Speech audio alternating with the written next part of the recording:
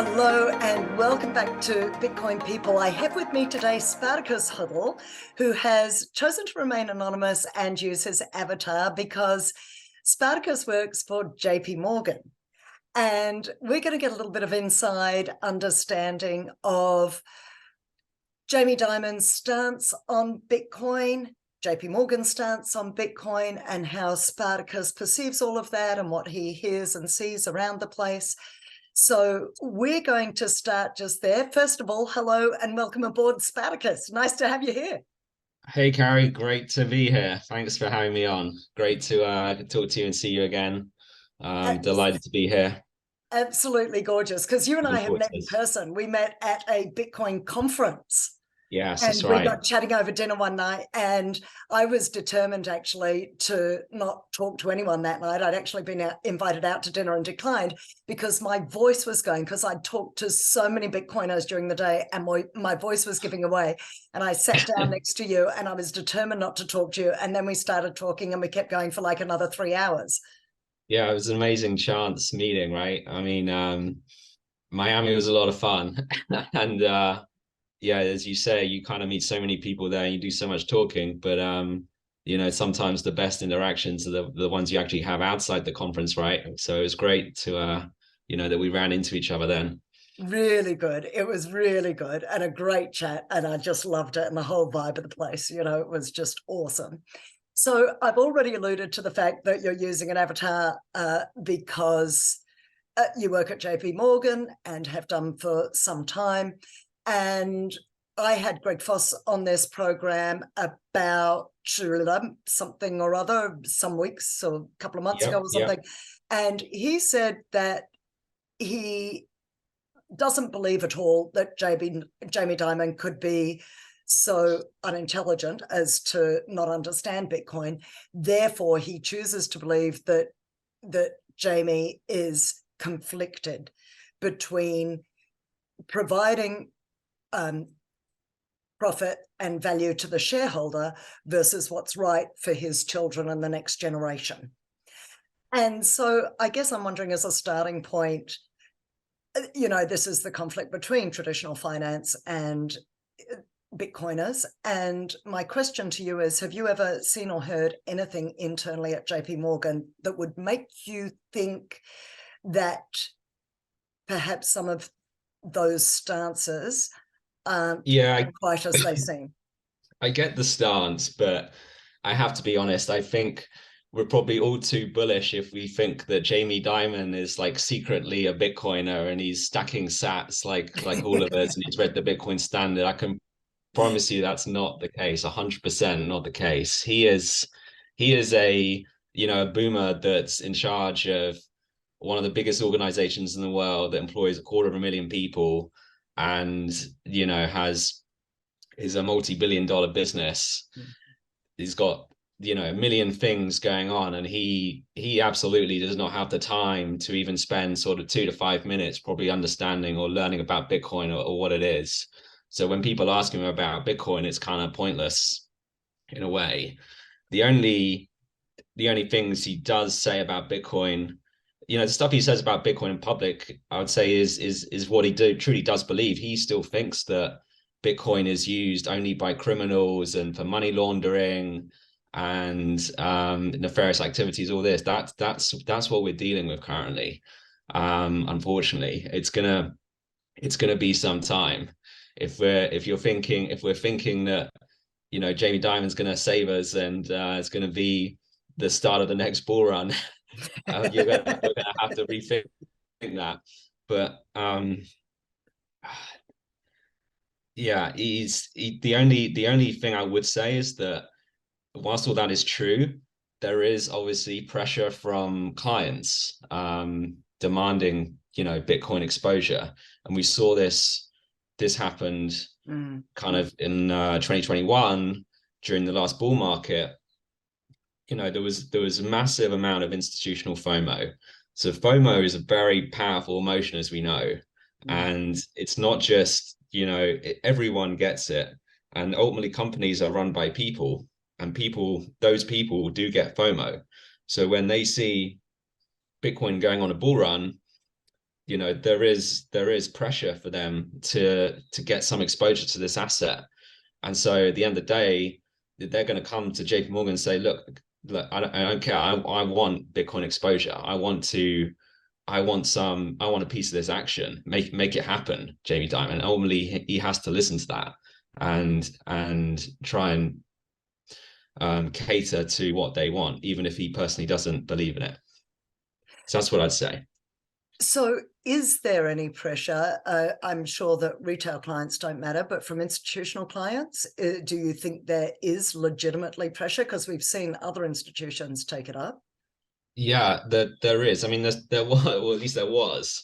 It kind of goes with the cycles again, doesn't it? So, as we saw 2021 during the bull run, Bitcoin ran up to 60K. I could tell you there was definitely a totally different vibe internally in the company about Bitcoin then than there is now. Like, it's completely dead now. Like a couple of years ago, 2021, I was getting questions about Bitcoin every day from various people and senior managers. They were very interested in trying to learn more about the asset, and there was lots of rumblings of different kind of things potentially going on, but that is almost all dead now. So as the bear market has set in, so has kind of that institutional interest a bit. It's died down a lot now. There is still some stuff being worked on in the back burner, but I think until we kind of get to the next sort of start of the next bull run, the next cycle, as it were, you're gonna it's gonna be it's a bit more tepid now. So is there an understanding that there is likely to be another bull run? Is there an understanding that they need to have some specialist Bitcoiners on board? Is there any work in the background to say we're going to need a Bitcoin fund of some sort for as and when? So we're prepared. Yeah, so the kind of strategy at the moment is they're totally clueless, right? Wow. So I remember I went to the Bitcoin conference in Amsterdam in October last year, and there was a panel there about the Bitcoin media panel. I thought it was one of the best panels, and it had some representatives from like the FT and other media outlets talking about Bitcoin and Bitcoin's perception in the media. And one of the things which really resonated with me, that one of the speakers said, was how internally in like their newspaper or their media outlet, no one really knows where Bitcoins should sit. Like, should it be on the finance desk or should it be on the tech desk? Like, what is this thing? What is this asset class? And that's kind of I see almost exactly the same thing happening within JP Morgan. Like, is it a commodity? Or is it FX? Like, should it be on the FX desk, or is it actually part of equities and they have ETFs on it? Maybe it's an equities fund thing. And so everyone is like fighting over it.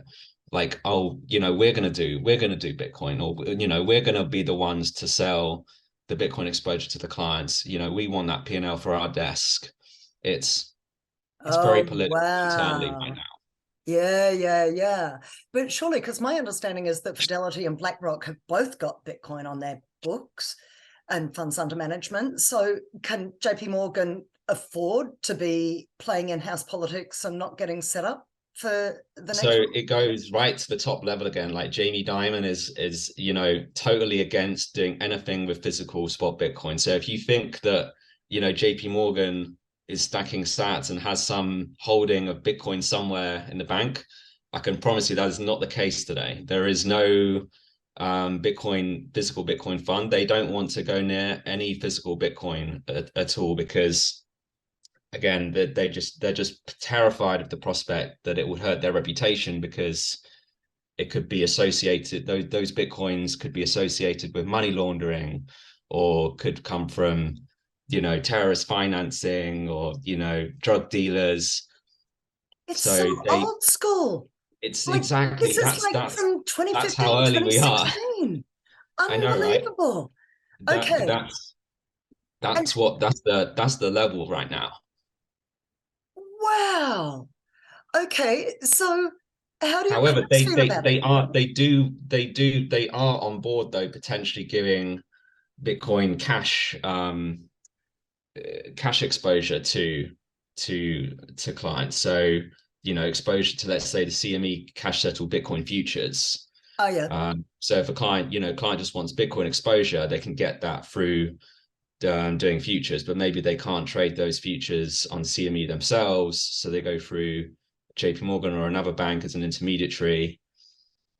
And then JP Morgan would just hedge the Bitcoin exposure on their side through some other means, so So that it's just, we don't take any risk. so you That would get the be the price idea, and exposure. that's what a number of other banks have done already, like Goldman Sachs, Nomura. So JP Morgan is a bit behind the curve there, but that probably will happen, especially once Bitcoin price starts going up again and the FOMO from institutions comes back a bit more, I'd say. Okay, got it. Although it seems a little late in the piece to be getting onto it right then. You missed too much of the action in the early part of the bull run. But one more thing, or a couple more Yeah, things I would also say is that back to, like, how there's loads of different parts of the bank, looking at this, and there's also, you also got the market strategists, so the ones that write research for institutional investors and tell investors their outlook for the markets, yeah, where they yeah. think things are going and what to invest in, and they're bullish, actually. They're very bullish on Bitcoin. So they get They've it. They started. understand the value Yeah, proposition. they understand that Bitcoin is now a macro asset. They've recognized that Bitcoin is a macro asset in this, like, giant world of all of the liquidity flows. So the massive flows of money that you have going from risk assets to safe haven assets like bonds, flows into gold, um, equities, all these other asset classes. They've now kind of added Bitcoin, or they call it like quote unquote crypto. So they throw in Ethereum as well. But mostly they talk about Bitcoin, and they sort of, they've written very detailed research reports on the subject. They've done deep dives on like the El Salvador experiment. They've done deep dives on Bitcoin compared to gold, Mhm. and they actually are bullish. They do recognize that Bitcoin has cycles, and that they recognize that Bitcoin is somewhat a hedge to monetary debasement, and so that when say the rates market turns around, when the Fed pivots and the money starts flowing back onto risk on assets, they do think that Bitcoin will again, we will again see Bitcoin being the fastest horse and outperform all these other assets. So they're bullish. So they're seeing it as two things then. They're seeing it almost like a tech stock, so that risk on Yeah, exactly. asset, but in the same breath, seeing it as a hedge against debasements of currency and inflation, which seems like a conflict because it means you're taking a risk on and risk off approach in the same breath. Well, there's never any, they do not talk about how Bitcoin could potentially become the next world reserve asset. Right. They're always still thinking in fiat terms. They're not thinking in terms of like hyper Bitcoinization and thinking that this will ultimately replace the dollar. They're looking at it from a perspective of Investment. investment. What do you want to buy and then sell to make the most profit? When they And go up. yeah, Yeah. ultimately dollar is king. How do I get more dollars? And so they're just kind of saying that there is correlation between monetary policy being loose and being tight, um, and risk on assets like Bitcoin being doing well and doing badly. Yeah. Okay. Gotcha. And so you're saying the guys who are doing the market research, they're clearly, and I'm using the word guys generically there, are onto it and are bullish versus Yeah, US yeah. dollars.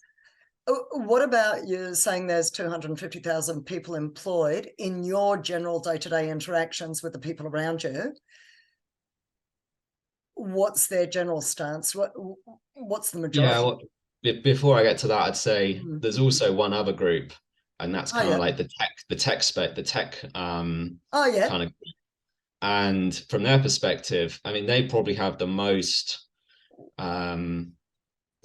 If you know, Grass. if you ask, no, no, not actually, believe it or not.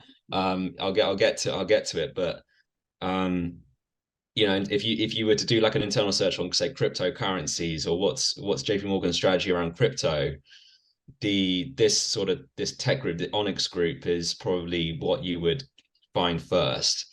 But then though, they're at the level of, it's blockchain, not Bitcoin. So for them, Yep. they're Yep. almost thinking like they're too smart for their own good. They think that Bitcoin, obviously we know, we've seen this all before. This is like, again, a 2016, pre 2017 narrative, but Yep. oh yeah, we're too, Blockchain is the yeah, breakthrough, not Bitcoin. Yeah. exactly. Bitcoin was not the real innovation. Blockchain was, and we're going to do all these fancy things using blockchain. We're going to go into DeFi. We're going to go into Web3, metaverse, crypto. We're going to, settle repo transactions on the DeFi, yield farming, like all this word salad shit. So Oh my goodness. they don't So get they're it at mixing all, it in with all unfortunately. of those They're things. completely discounting Bitcoin. They're just trying to develop products around blockchain. How can they market their latest you know it product to um customers, with the word blockchain in it. Yeah. It's insane. It is, and fascinating. It's funny. I had the privilege of interviewing Checkmate, who works for Glassnode on chain Yeah, yeah. analysis, He's good. and he's amazing. Actually, he's got a really good brain, and he said, because he goes around and does educational pieces on-chain analysis to big banks, right through to retail, right through to internet, like Vietnam school kids, through to, you name it. Yeah, And he said there'll be retail customers who have gone deep diving into on-chain analysis, and there'll be people in big institutions, some of whom absolutely get it, and others who are just brand new and asking really just those starter questions just to get that difference between Bitcoin and crypto. Like they're not even there yet. And that's yeah, interesting for me to hear from you. Because it yeah, makes a lot. exactly. Like they just again, they're almost too smart for their own good. They think that that Bitcoin is not the innovation. They've just completely overlooked it, and that blockchain is the real deal, and they need to develop products around blockchain. But I'm yet to see, obviously, like, any real use case of a blockchain outside decentralized sound money. You do not need blockchain unless you want Bitcoin. Any time you use a blockchain for anything other than Bitcoin, a centralized database would do just as well, and is a much more efficient technology. And Oh, that's they an just don't interesting get point, it. They because I'm not. completely discount the possibility that Bitcoin could be a replacement to the dollar at some point, or the next world reserve currency, because that would threaten, obviously, JP Morgan's current business model. So they don't even want to go there. If we've got that kind of attitude or mentality in, are you the largest bank in the world? One of the largest banks in the world? Yeah. What are our chances of, how do you feel about, I mean, you're very bullish on Bitcoin.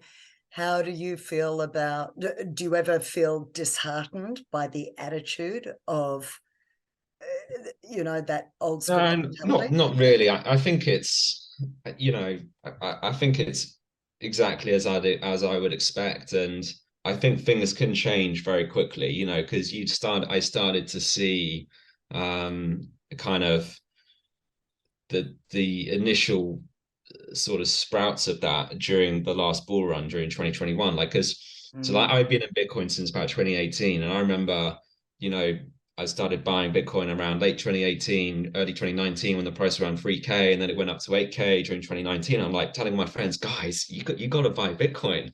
Like you got to get some of this stuff. This is going to 50K like after the next halving, you know. It's stock to flow, all this. And you know, no one was listening to me. And then you know, no one at work, no one internally was even aware of almost even aware of Bitcoin's existence, or they'd maybe been aware of it like at the peak of the 2017 bull run, but now it's dead. It's completely dead. We're never going back to it. Can stop talking about that thing. It's dead. And then all of a sudden, right, it's back. 2021, you know, Bitcoin's back. Everyone's talking about Bitcoin, and with, you know, and now even like institutions want to get on board. Clients want it. And so things can change very quickly. Yeah, right. You know, and like I said, the FOMO, um, you know, I mean, it's still true that JP Morgan will be the last ones to buy, you know, along with central banks, they're going to be the last ones. So and that's to our advantage, right? So, Yeah. Oh, you yeah. know, it's actually good in a way of how early we are, because, you know, if JP Morgan came out tomorrow and said, yeah, we just bought 1 million Bitcoin, the price is going to go skyrocket, and you'll never be able to buy prices this cheap ever again in your life, in anyone's lifetime. Yeah. And so we have the advantage here that we Yeah. can front run them. You know, all of the regulation and the red tape and the reputational worries they have, that's slowing them down. You know, we can take advantage of that right now.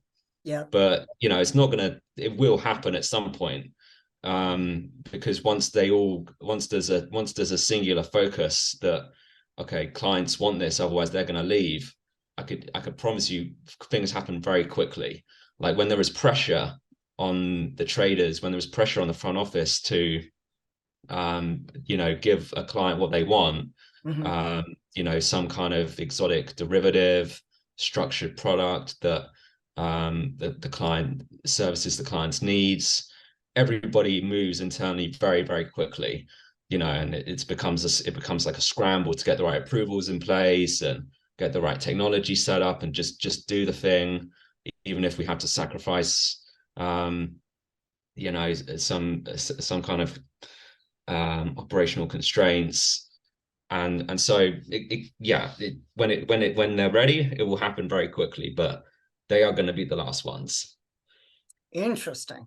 So what kind of questions did you get from them through 2021? Were they informed questions? Were they interesting questions? Were they asking the right Yeah, I kinds of mean, questions? all the usual you would expect, right? Like, you know, why does Bitcoin have to use so much energy? Why does like you know, a virtual internet currency have to use so much energy in the real world? Um, you know, why can't Bitcoin just be replaced by some other, you know, spin up cryptocurrency? Why is Bitcoin going to win and not Ethereum? You know, Mm-hmm. all these kind of questions. And, oh, you know, I thought Bitcoin was only used by, money launderers and criminals. Interesting stuff, isn't it? I don't know if anyone's listening that is really quite new to Bitcoin. And, I kind of always hope. I mean, part of this process for me is Yeah, orange pilling friends and family. So do you want to dispel some myths just whilst we're here? Because it's come up a couple of times around sure. criminal activity and black market. Yeah, well, the way I kind of look at that is I always sort of say Bitcoin is just a tool. Bitcoin is just a technology. It could be used for good and evil. Um, just like, you Just know, like anything cash. like you know, a knife could be used for, either cooking or stabbing someone. Yeah. Um, and you know, so if Bitcoin is kind of apolitical neutral money, of course criminals are going to use it. Of course it will be used for nefarious activities at some point, but that doesn't take away from the innovation. Yeah. And the reality right now is that, like, what is the statistic? Like over 90% of all the US dollars in circulation have traces of cocaine on them. Like the US dollar Really? fiat money is the preferred medium of exchange for criminals today, because of its untraceability. You know, Yeah. every Bitcoin transaction can be ultimately traced on the blockchain. So it's terrible for criminals. And I That's mean, usually my answer yeah, is around it's, you know, way more transparent on the blockchain than they're learning very cash. quickly, you know, how the FBI comes after, you know, these big sort of hackers or Yeah, organized crime organizations that do stupidly use Bitcoin to try and launder money. They can track them very easily on the blockchain, and then ultimately it doesn't matter how long it takes, they will ultimately get them. yeah, So okay. it's yeah, and you know, I don't know the exact, I can't remember the exact stat of how many, there will obviously have been studies, right, of how many Bitcoin transactions are used for criminal activities versus normal activities. And it's something like, you know, 0.3%, a tiny proportion Right. is the reality. But yeah, it's obviously it doesn't matter either way, right? It's, you know, as we just said, Bitcoin is neutral, censorship resistant money. It's just a technology.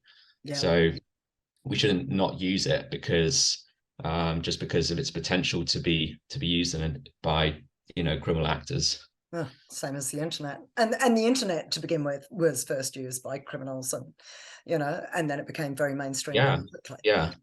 You know, you And gotta look, just because we just you gotta find other ways to stop criminal activity happening other than, you know, take like banning a potentially useful technology. yeah, indeed, indeed. Another question you said came up around it was, why does it have to use so much energy? And in the questionnaire that you sent me, you said, because I sent out this pre-questionnaire Yeah, beforehand, and we were talking about the values of Bitcoin and the values, you know, and how they fit with your own personal values. One of the things you said here was more energy use equals more human flourishing. Now that might absolutely. seem, sorry? Absolutely, yes. So explain that, because that might sound counterintuitive to some people. Yeah, so I think a lot of people take for granted all of the, you know, the modern day luxuries they have thanks to all of how much energy we actually use now compared to our ancestors or compared to people in the medieval times did, let's say, right? You know, ultimately, Right. as a, if you think about big picture stuff, right, in terms of like kind of civilization and generational, you know, technology, the larger, if in order for a civilization to get bigger and use and become more technologically advanced, they have to use more energy. It's like we use Mhm. energy, we have all of these amazing tools and technologies today that help us survive and give us loads of benefits, like you know, the car allows us to travel very quickly. We can use to get on an airplane to go travel around the world very quickly. We can use fossil fuels to keep us warm during the day in our houses to shelter us from the elements. We can use energy to keep our food cold in the fridge and stop it from going off. So all of these modern day benefits come from using more and more energy. If we decided to tomorrow that we don't want to use any more energy, then we'd all just kind of almost instantly die and as we be exposed to the elements. You know, we'd kind of all freeze to Mm. death, as it were, if we Yeah. decided to stop using energy all of a sudden. So the more energy we use, the more human flourishing we can have, because all of the poverty, you know, we see in third world countries is a direct result of them not using enough energy to have the same standard of living that we do. They don't use enough energy to, say, get clean water. They don't have enough energy to keep them warm at night, maybe, or you know, have a constant source of electricity. Wow. Makes sense? That takes us into some interesting territory. So there's plenty of people, perhaps myself, certainly I've never thought about it that way. I would have thought the poverty of the, you know, of the poorest countries on earth. Two Yeah, things come to my mind as soon as you say that. One is Jared Diamond's Guns, Germs and Steel, and that whole idea around geography and the natural resources of a country and the, frankly, the climate and the weather, and, their capacity to grow and therefore build their own bodies as well as their civilization. So that's one idea that goes way back in history. A more modern geography makes reason. a big difference. What's that? Sorry? Yeah, geography has a big impact. Yeah, I heard. Oh, have you heard the latest Joe Rogan with Peter blah, blah, blah, blah, something or other? I'd never heard him before, and he starts talking about the Russia-Ukraine war, and the fact. Oh, it was absolutely fascinating, and I haven't got that far I into haven't it seen yet. it, no. Oh, look, I really, really recommend it, because he Okay, I talks need to about check it that in out. ways that I haven't heard anyone else talk about it. But part of what he's talking about is the lack of arable land in Russia, and therefore the need to invade, local countries Yeah, for their own security reasons, in terms of having a buffer yeah, between them that and makes people they sense. consider a threat, but also for arable land and weather, like decent weather for farming. So it was a really different way of looking at it than anything else I've heard. The other thing that goes through my mind is also, I listened to Alex Gladstein recently talking about how the IMF and WEF between them, particularly the IMF, really screws smaller countries, like he does. Yeah, that is for Great. sure. That's just devastating. You listen to that stuff and it's heartbreaking. Like I choked up at one stage when he was talking about what they've done to Bangladesh, and that was just one example. So you've got a different take on that again. Well, I wouldn't say I have a different take. I do agree with both those points. I think as you said, the IMF, WF, they come in and they're almost like loan sharks to these emerging market countries, getting them, basically To debt. addicted on debt Yeah. and dependent on the debt and the loans from them, and they can't get themselves off them. And then you have all of the recommendations about how they use that money that goes with it, and they end up wasting all that, let's say waste that money on quote unquote ESG friendly energy, unreliable energy sources like solar and wind, when really they'd be much better off putting that money into reliable energy sources like fossil fuels, even if it just burn the coal, like oil, gas, etc. That's the fastest, cheapest, most reliable way to get energy. But to the first point, I agree, geography makes a big impact on these countries, but even still, if they had enough energy, there's always a way to, kind of Overcome your environment. overcome those disadvantages, or master the climate to some extent. Like, you just look at these totally artificial countries in the Middle East, like Dubai, and where did we just have the World Cup? Qatar, right? Totally artificial countries that have just been built in the middle of the desert.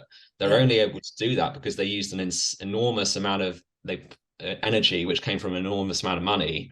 They put an enormous amount of energy into building those cities. The same could easily be done almost anywhere in the world. It comes down to a question of how much resources you want to put into it. Okay. So one of the common concerns about Bitcoin is energy usage. And I hear your counter argument to that. But the other thing that we know is going on in the Bitcoin space is that a lot of miners are setting up around, oil and gas producers and using the burn off. So exactly. So we know that, let's say, more energy equals more human flourishing, and if we want to bring people above the poverty line, they have to increase the amount of energy they use. So how do we do that? And that's where Bitcoin comes in, because we need to basically build out loads more energy production there.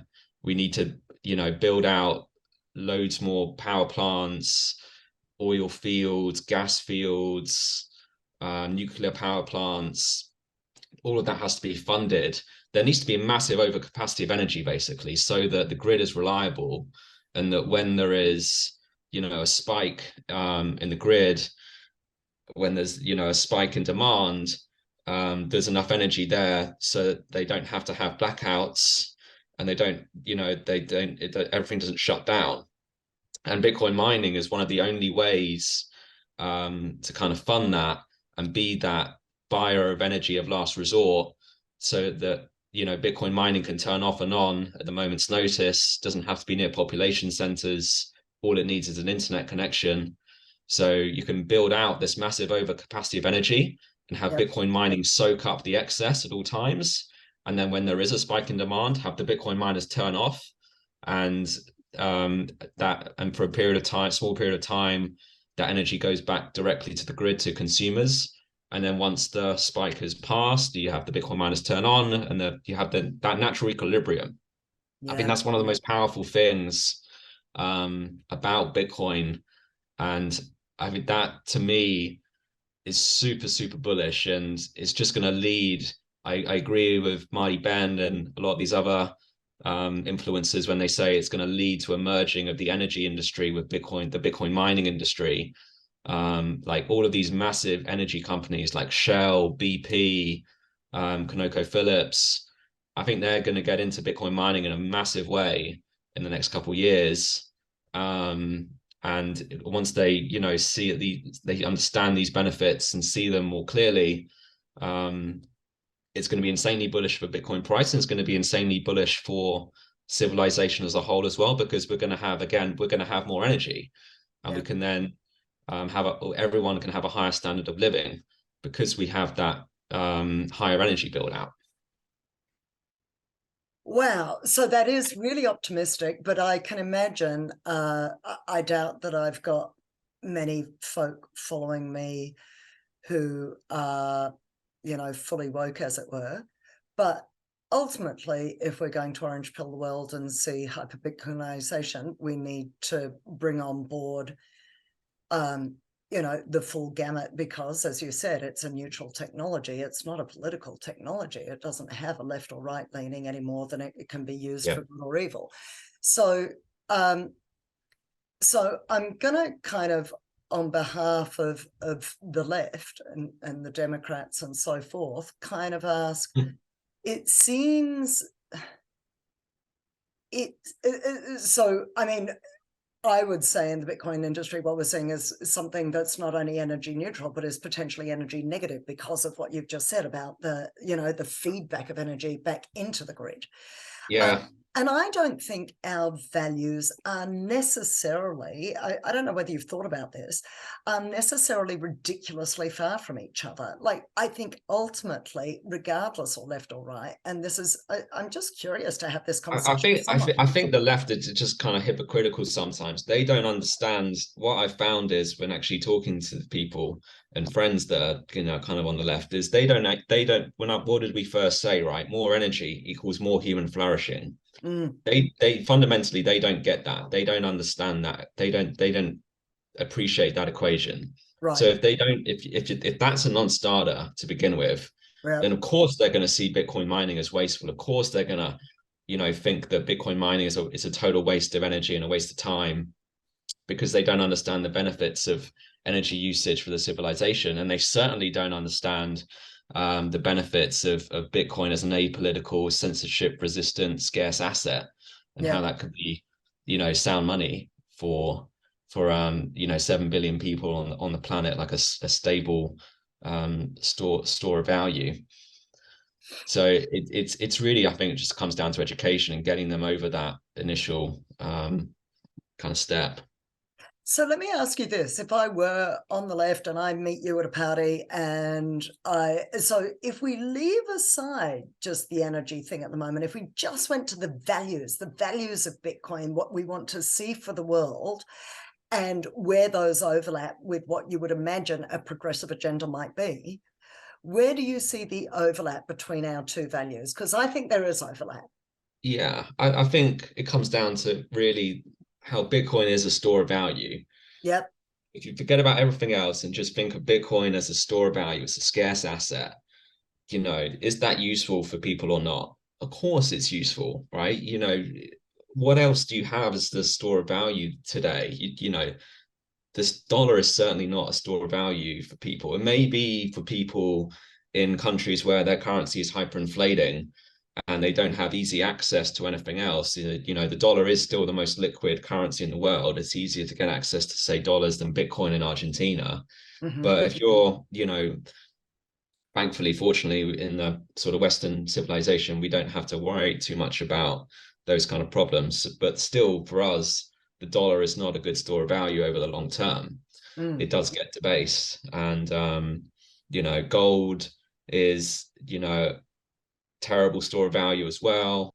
It's just a hard rock, you know, where you're going to store it, where, you know, you have to worry about all the security concerns because it's a physical asset. Um, other what else are you going to put your money in? Like equities, look how volatile they are, especially in the last year. Can all the bank company can always, you know, go under. Is Yeah. that company still going to be there in 100 years time? So, you know, Bitcoin Property. offers, A lot of people would say property, bricks yeah, and well, mortar. property. So I own property, and I really do think property is a total shitcoin.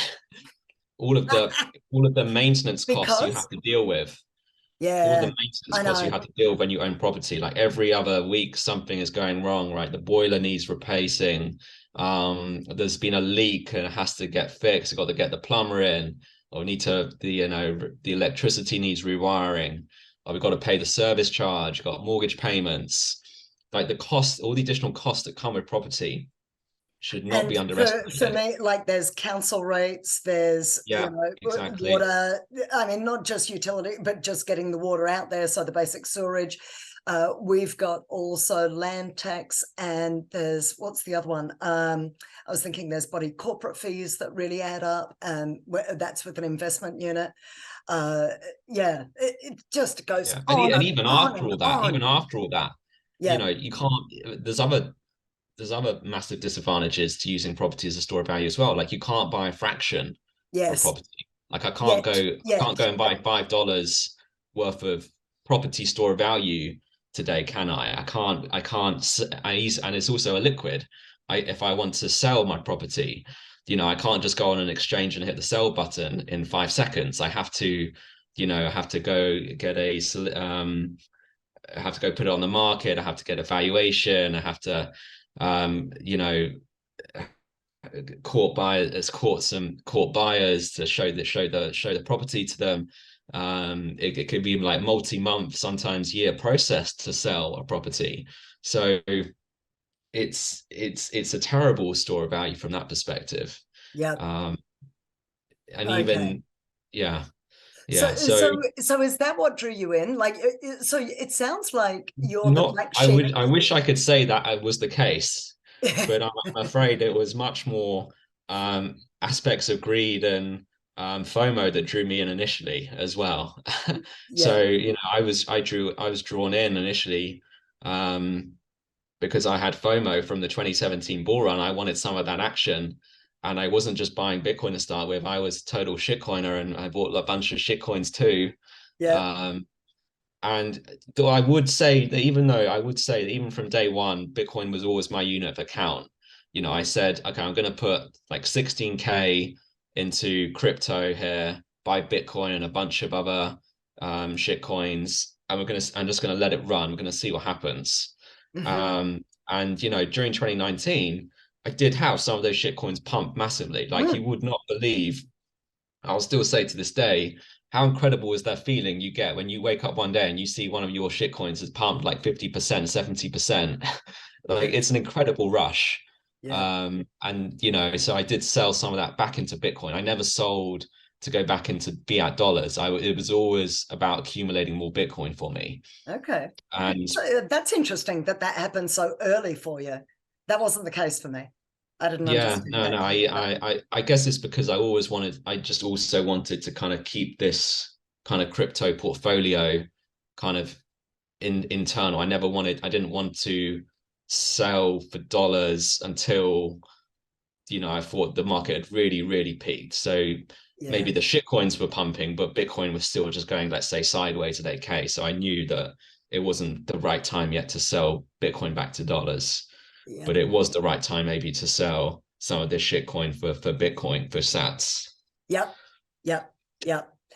It sounds to me though that you're a little bit of the black sheep, both in your company who are clearly not pro-Bitcoin, and also amongst perhaps your family or friends. You alluded to, at least you had some left friends. Yes, So yes.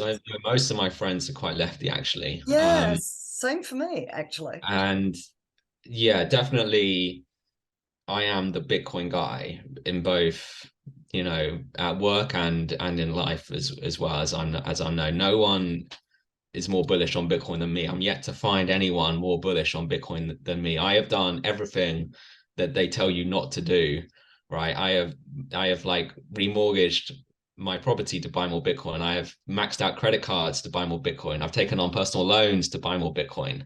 So trust me, no, I'm very few people are more bullish on Bitcoin than me. Michael Saylor would be proud. He Yeah, might yeah. have to. Wow, that is conviction. I'm incredibly impressed with that. When I'm doing, see, even Lynn Alden is not that bullish. She's like, No, if you yeah, look at you're the right. portfolios that she manages, they're like, smallish percentage of Bitcoin.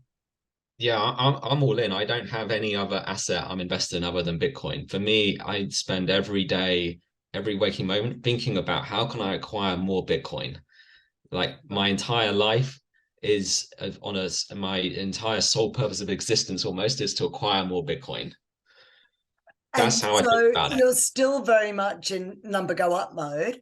And yet there's also this kind of side of you that, so it's about the store of value for you personally, but you obviously also understand, you were just talking from a humanitarian point of view in terms of the 7 or 8 billion people on the planet, and, the use case for Venezuela, and the use case for authoritarian countries, and the use case for Africa and the countries that are kind of in greatest poverty. So do you find yourself, so it's both, it's just both simultaneously? I guess so. Like I'm not gonna I would be lying if I said I'm buying Bitcoin, because For the I planet? really want the people of Venice. I'm really, I'm trying to get the people of Venezuela out of poverty. It's, I'll be honest, it's more selfish than that. But I do see though that Bitcoin is an asset that will help everyone around the world. You Yeah. know, whether we ultimately get to a Bitcoin standard or hyper Bitcoinization, whatever, even before then, Bitcoin is still, as it's a monetizing asset on this journey that we're going through, Bitcoin, it can help everyone. And, it makes almost everything better. I heard a debate just recently between Pomp and Michael. I'm not sure if was it Schellinger. Anyway, he Yeah, I saw this doing the rounds on Twitter. did you? I think, I yeah. I thought the other guy won the debate. Everyone gave him heaps and said, oh, he deflected and he was just never going to be won over and whatever. But he was hardcore. I will throw myself in front of a, steamroller to make sure this doesn't happen. And there's plenty of people like me out there. You guys seem to want this small government, complete freedom. Like he was quoting Balaji, how do I say Balaji's surname? It's not Srinivas, is it? Don't About the know. nation state, the sovereign, it's not a sovereign individual, but he wrote a book recently about that, and going, you guys are just mad. You're just mad if you think you're going to break away from the nation state and that this is about Yeah, look, from I government think in some that's that. way. Yeah, It's I never mean going to happen. that's massive speculation, isn't it? Like, oh, when like a nation state's going to break up or not because we go on a Bitcoin standard. Mm. I'm not sure. I'm not convinced of that. Ultimately, I you do still think need that I defense. do agree that the governments are way too big these days, and I've lived in America and I've seen the amount of government bureaucracy that goes on there, like just the process of getting a visa or any kind of all the freaking paperwork you got to do around any kind of ID, getting an ID, going to the DMV, right? Like the bureaucracy machine is massive. And it's And not a patch on Australia. Wait till you come to Australia. yeah, I'm sure, all these countries, all these Next Western level. governments are the same. Yeah. Um, And so, of course, government could be smaller, and less wasteful. And if without fiat, if they didn't have fiat money, if they couldn't print their way out of it, and if the only money was Bitcoin, they had this scarce asset, they'd have to be much more careful about the services they provide. They would have to provide actual services that add value to people. Otherwise, they're going to lose all their Bitcoin, and people are going to go elsewhere because they're very mobile. So Yeah. I do think that's true, but ultimately, what that leads to, or how long it takes to get there, is I don't know, and it's speculation. But I'm gonna find out either way. I am a psychopath. I'm just gonna keep stacking sats and find out what happens. I don't care what some guy on a podcast is saying. I'm gonna keep stacking sats, being a hodler, buyer of last resort, all the way down. Nothing is gonna stop me. Amazing. That is amazing commitment, really, because I get my doubts. I certainly have my doubts along the way. And I think, is there a way that the government could, just force, I don't know, just freeze Yeah, no, the on and off ramps? I had those doubts at the beginning, but now I think I don't have those doubts anymore. I think it's too big now for them to really stop it. They could have I done think that, that's right? true. Like, they could have snuffed it out back in 2013, 2012 by, as you say, shutting down the on ramps and off ramps. But they can't do that now. Like Coinbase, these exchanges are public companies. You've got miners that are public companies. You Yeah. know, Bitcoin is such a big asset class now that it's impossible to stop. I think this this this this this ball is in motion, and this train has no brakes at this point. So you Yeah. either get on the train, or you get left behind. Yeah. And I did hear someone in a podcast recently say, look, I don't know where it was, that the government knows, like politicians understand that they whatever they say, they know that this is out of their hands and there's nothing they can do about it. So they either work with it, or they lose, really. So for all the noise and all the bravado around it, they actually know there's nothing they can do. Yeah. I mean, maybe again, I think sometimes we kind of we look at what certain politicians are saying in the public eye, and we kind of think, oh, I'm sure, they're just saying that, because they have to, but in private, they're actually a Bitcoiner, they're stacking sats, and, they have their own stash. I do discount that, but like I said, from my experience internally JP Morgan, I think most of the time what they're saying in public is what they believe. Mm. And, they if this guy, what's his name, Shermer, in the California guy, comes out Oh, as some really Brad Sherman, comes out as some really is it Ben? um, great lines about crypto. Mm, If he wants to shut it down, if he could shut it down, he probably would. mm. But they can't, right? It's unstoppable at this point. So they can jawbone and talk all they want, but it's just noise at the end of the day now. And as we said, when the flows come back, right, when there's monetary debasement again, all of these funds, these hedge funds, these asset managers, they're all going to come piling back into Bitcoin, just like we saw in 2021. This time, even more extent, Well, and because they're there'll be gonna even they're more gonna find a way to buy the institutions. Bitcoin. They're gonna find a way to buy that Bitcoin, whether the politicians like it or not, because Good point. because the flows, the market is just pushing them in that way. They're Too pushing much them in demand. that direction. Yeah. Just too much demand at the end of the day. Okay, that's great. So it's actually feeling like quite a good place to wrap up. We haven't gone quite some of the places that I would normally go into personal background and values, but I think a lot of that, not your background, but a lot of your values came out along the way. Yeah. Um, Yeah. is there anything is there anything you were hoping we could get into? Are there any final words for people who might be listening? Is there anything we haven't touched on that you think would be really valuable to discuss? No, I think you're right, Karen. I think this probably is a good time to wrap up. I think I'm pretty satisfied with the way the conversation's gone, all the topics we've covered. In terms of last words to people, I would say don't lose hope. You know, keep on hodling. You know, look at these prices right now as a gift to just keep stacking cheaply. Like, it's not going to be this cheap for long. You know, I remember Bitcoin trading sideways at $8,000 back in, all the way through 2019, and I wasn't buying it. I didn't buy any more. You know, I bought, like, say 16K worth of crypto right at the beginning, and then I stopped.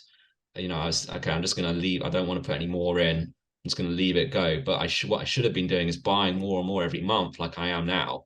So whatever happens, don't stop buying, and don't worry about what JP Morgan or these other big institutions are doing, or BlackRock, etc. They will come round when the time is right. And until then, keep stacking. Fantastic. That needs to be, like, you know, big letters, big pink flashing, keep stacking. Yeah. Your laser eyes need to laser that into our brains. Okay. Exactly. Spartacus, what a pleasure to catch up with you since the since the conference. This is just a delight. Absolute joy talking to you today, Cara. I really appreciate the opportunity to chat again, and I'm sure we'll chat again soon, and I'm sure I'll also probably see you at the next Bitcoin conference in Miami this year, hopefully. Absolutely, 100%. I've got my ticket. I'm ready to roll. Awesome. Be well, my friend. Take care. Thank you for this time. Really appreciate it. All the best. Thanks, me too. Okay.